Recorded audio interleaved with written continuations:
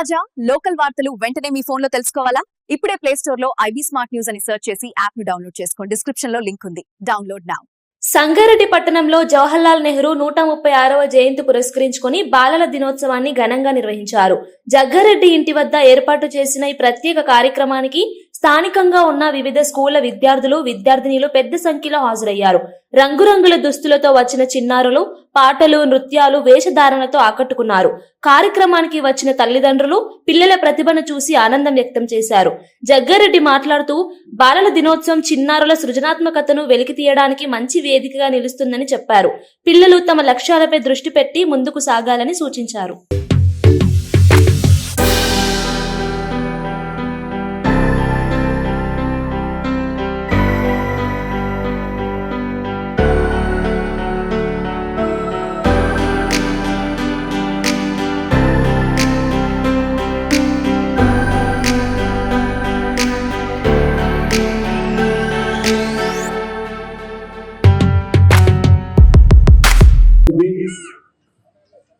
మొదటి ప్రధానిగా దేశ ప్రజలు మహాత్మా గాంధీ గారి యొక్క నాయకత్వంలో అనేక మంది దేశభక్తులు త్యాగ పురుషుల యొక్క నిర్ణయానుసార ప్రకారము మరి మొదటి ప్రధానిగా భారతదేశానికి మరి వారిని ప్రధానమంత్రిగా ఎన్నుకోవడం జరిగింది. వారికి ఒక చరిత్ర, త్యాగాల చరిత్ర. ఈరోజు సంగారెడ్డిలో ఇక్కడ ఈ రామ్నగర్లో ఇక్కడ కార్యక్రమాన్ని జవహర్లాల్ నెహ్రూ గారి యొక్క జయంతి సందర్భంలో ఇక్కడ ఏర్పాటు చేసుకోవడం జరిగింది. వారి త్యాగాలు ఒకసారి స్మరించడానికి ఈ యొక్క కార్యక్రమం ఏర్పాటు చేసుకోవడం జరిగింది.